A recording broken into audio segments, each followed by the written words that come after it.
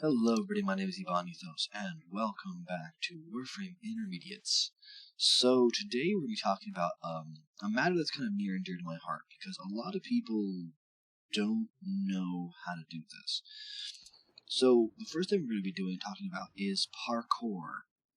And not just any kind of parkour, but the parkour that's going to save your life in most missions, and the parkour that's going to help you deal a lot more damage, just because you're going to be able to move around a lot more and get to a lot more places faster.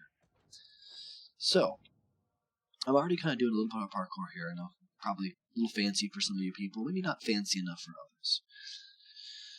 One of the most important things to remember is that you have a varied degree of what you can do in this game. First is what they call the slide mechanics. So, all Warframes have them. Again, I'll be using these in terms of a keyboard and mouse, because that is what I am familiar using, and I'm sorry for all your controller players out there, but it just makes it easier for me to know how to do this. So, on a keyboard, pressing the arrow direction that you want to go, pressing V and then spacebar will launch you forward from a slide into a lunge. Now, this is a useful mechanic for doing two things. First, it gets you going where you want to go, and you can combine this with different directions and moving your mouse to kind of change your pathway. It allows you to go from, like, for example, sliding forward to actually jumping backwards by simply using your mouse direction and your spacebar. It can be really handy for doing quick turns, fast reaction to different mechanics or different objects that you see coming at you. The next thing that you should probably be practicing is your aim gliding. Now, all Warframes have the same level of aim gliding except for a couple. Aim gliding is done by jumping in the air at any point and then right clicking. Holding right click while in the air will cause you to aim glide. It's a super useful mechanic for giving you some extra time to launch off some attacks. And again, by doing this, you can also, change the direction of your approach simply by, when you're aim gliding, turning yourself around by using your mouse. A lot of people don't realize that your mouse actually controls about 90% of your forward movement. If you're pressing the forward button, and then you change, let's say, okay, so we're going to move forward, change. I'm not turning with arrow keys. I'm literally moving just with my mouse. So your mouse is 90% of your forward movement. So depending on which direction your mouse is looking, your arrow keys are going to move you in that direction relative to your mouse movement. So if I put sideways, I'm going sideways relative to my mouse movement, and that can change my direction a lot. But often for a good player, they don't need to do much more than just move their mouse and keep pressing that forward mouse button. Whether it be, forward motion button, whether it be W or the arrow keys or whatever you use. So something to keep in mind, there's not a whole lot of using extra arrow keys unless you're trying to go at directions like kitty corner to where you're supposed to be going. So the basic, most important parkour moves you can do are V to space for your dash and aim glide. Some characters have special abilities when they do their aim glide or when they do their motion, so something to keep in mind. Also, you do have double jumps. So you can go crouch low, aim straight up, and there you go. You can get much higher momentum if you make sure to stay down, aim fully up. If I am doing this and aiming forward, I'm going to launch myself forward. If I'm aiming down, I even go the same height as if I was aiming up. So something to keep in mind. If you're aiming in any direction that's kind of off, from up or down, from straight up or straight down, your jump parkour is going to be a little bit wonky.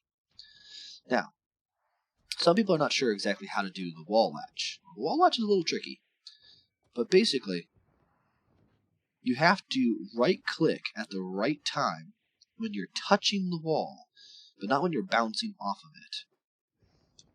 If you're already in aim glide like so, you have to actually turn off your aim glide just for a second to reactivate your right-click in order to get your wall latch to work.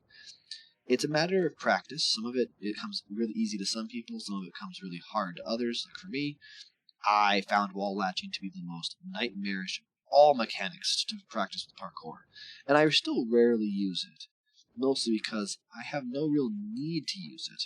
I use Warframes like Titania, who just goes in miniature mode and flies around everything, so I never really needed to use it for, stealth missions. But for people who do use it and have like mods that enhance your abilities based on wall latching, it's an important thing to use. But parkour is important because it gives you that momentum and mobility to move around. And a lot of people don't realize a lot of Warframe is that getting to a place and waiting. Or using your parkour to last minute latch yourself onto a wall so you don't fall into a pit and lose all your buffs. You know, these are reasons for all the parkour. Now you also have, of course, your dashes, which are shift, which everybody has. Of course, Loki's Limbo's is a little bit more fun than most other people's, which is shift mode. Because his goes in and out of the void, which is much more powerful. But it can be a useful mechanic. And see, if you see right there, I almost fell into the ditch, but since I gave myself a half a second pause and then used my jump, I was able to clear that space without really much change in my forward momentum, or use my aim glide and a dash to get across the space. Your mechanics, when used properly, can get you out of a lot of dangerous situations, like, again, falling down pits and losing all your buffs, or losing your stacks, or dying. Being able to kind of aim glide and shift dash over a space gives you quite a bit of mobility. A lot of people have issues with nullifiers, for example. Nullifiers will drop down on the ceiling or whatnot, but if you can see just a hint of their edge, you can shift dash out of the way and get out of the range of their bubble before it touches you, thus saving you from the unfortunate demise of losing your buffs, or your stacks, or whatever you typically have that are going to get nullified by nullifier. So, why do I think it's important for the intermediates tutorials to actually contain parkour information?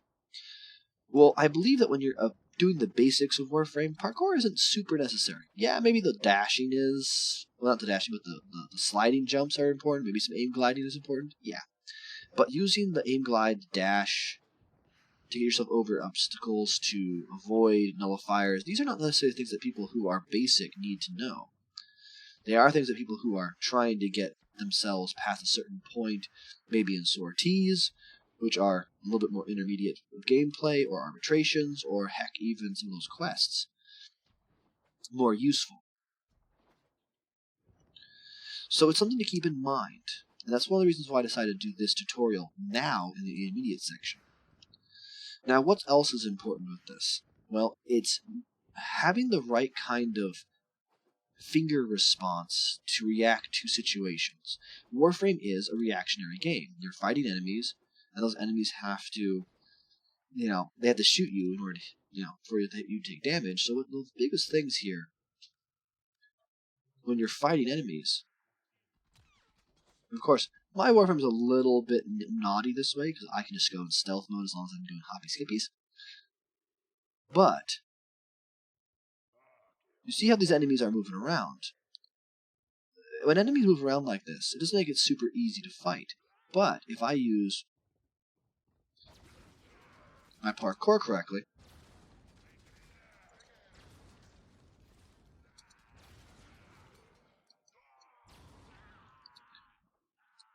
I can move myself around in a way that I'll take minimal damage. So this is not necessarily armor doing any work. This is armor doing a little bit of work, shields doing a little bit of work, but primarily it's my motion. Of course, it's also the fact that I'm Wisp and I'm in stealth mode when I jump. So let's go ahead and choose a Warframe that doesn't have that stealth mechanic real fast. Someone I like. Let's actually use Revenant. I haven't used Revenant in a long time. So Revenant, just go ahead and activate my Reeve. There we go. So I'll get my Mesmer skin on. Summon up some enemies here. Mesmer skin is a good indication of how many times I've been hit.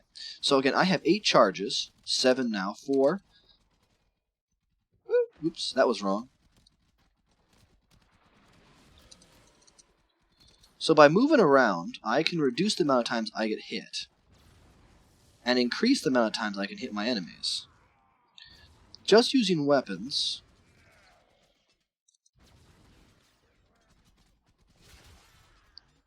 I can do quite a bit of damage.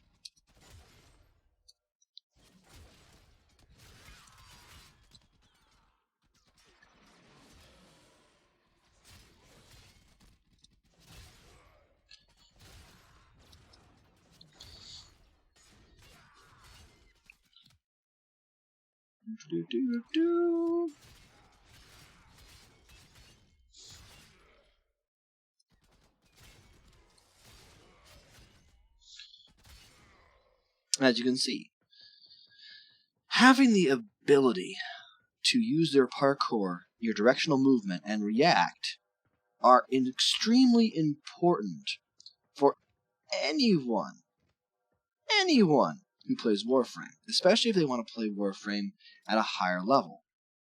Now, I'm not saying that you can only play Warframe if you play it this way, but I'm saying that using parkour will definitely make it 100% more likely for you to survive more than a couple shots. I'm gonna do no parkour. I'm gonna fight the same number of enemies, and we're gonna see what happens. So I'm just gonna run in.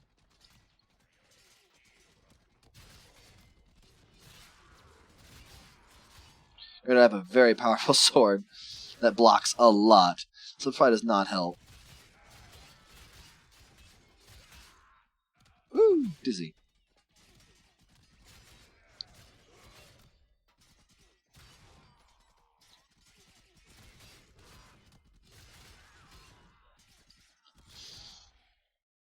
But see, in that circumstance, the weapon is probably what's saving my life more so than anything else. So let's go ahead and just keep my glass eye on.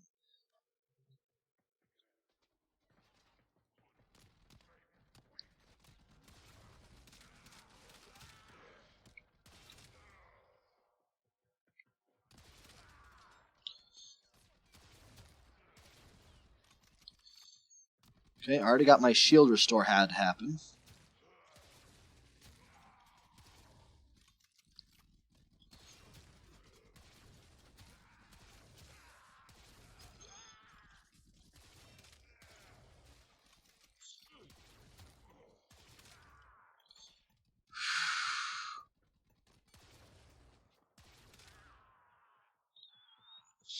I almost died using my gun. Now, granted, it wasn't an AoE weapon. I could even showcase that. But it still holds true to the point that parkour, and a good melee weapon in some cases, will literally save your bacon far more than just having an excessive amount of armor and or health. Because if you don't have movement, you're still going to take tons of damage. So it's not just about getting damage reduction and getting health and getting armor. It's also about knowing how to move and knowing how to position yourself. So the last thing that's very important for intermediate players is you should already know how to be using your abilities while moving. And that's, again, if I just use my abilities to fight, you will find that I can do a crap ton of damage. If I can use them in sequence,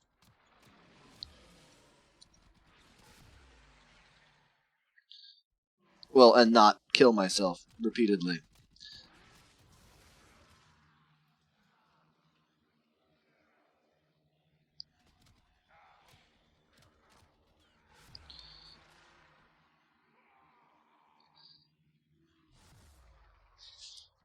See, as you can see like that, I was able to quickly and easily dispatch them insanely fast by using my abilities in sequence with each other.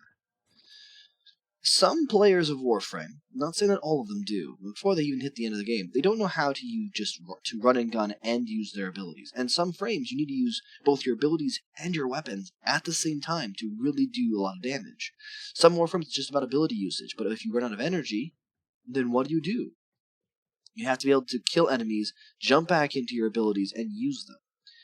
It's something that a lot of players take a long time to learn how to manipulate the combat situation for their benefit. Because they're used to running around with, let's say, Call of Duty style, shooting the gun, ducking behind cover, and repeating. And that's fine. But in Warframe, a bit like some of the I believe Bioshock was actually... What's Bioshock? Is that a company or a game, too? There's a game. I can't remember the name of the game myself off the top of my head. But you have a character that uses weapons and you have abilities, and you have to use them together sometimes in very fast circumstances in order to do well. And this is kind of where Warframe has that issue. A lot of players who come to Warframe come to it from other games, and they're used to either using their abilities or used to using their weapons. But using them together takes a long time to figure out. And it's something I cannot help but constantly hammer on to people. If you cannot use your abilities in sequence with your weapons, you will find yourself dying a lot. Wisp is actually really great with using her abilities and her weapons in sequence, because she doesn't have a lot of abilities that deal any damage. In fact, her shock totem does a little bit, tiny bit of damage, and then other than that, it's her fourth ability that does damage. So she has to utilize all the scope of her abilities and her weapons, which is why I use this setup for her, because it deals so much more damage when she can drop down that haste reservoir, and now all of a sudden she moves like a frickin' demon. Look at that. Crazy amount of speed. And that's my point. Warframes need weapons that complement their skill set, and you need to have the movement to complement that skill set as well. If you only have one or the other, you're not going to be as great as if you have all three. There are times that I've played on Hydron, which is one of the main places that people go to level up their gear, and I've been playing Gara, who is not really necessarily a DPS frame, but as I've shown people through my videos, and through my own skill, having that movement down, and having that damage amount, universally I can deal more damage than most DPS frames by the end of the game. I'll be sitting there with 68 or 69, 70% of the damage. They're like, how? I'm playing Mesa, or how? I'm playing Saren. It's just like, I just deal a lot of damage really, really fast. As long as I can get in close, I can out-DPS anyone. And that's the point. Any Warframe can be good if modded correctly and played right. It's not just about having the highest amount of damage. It's about moving correctly, knowing your skill sets, and having your fallbacks. So, I hope you've all enjoyed this video. It's been kind of a normal sized video, so I won't make any comments about the size or length. But it's an important one. It's almost what I would consider to be an advanced precept of Warframe, is having the mobility of parkour and the situational awareness that you should develop as you play Warframe, along with your capabilities to use your weapons. Never forget that all parts of Warframe can work together to make a unified whole, but you have to be willing to see it. Using one over the other just because their damage is higher doesn't necessarily mean that your damage is going to be greater. So, if you liked the video, please leave a like. If you want to leave a comment, tell me how I did or how I should do better, please do so. I will hopefully see you guys in the next video. I do not know what it's going to be about, so we'll have to see what happens. So everybody have a great rest of your day, and most importantly, have a safe day. Goodbye, everybody.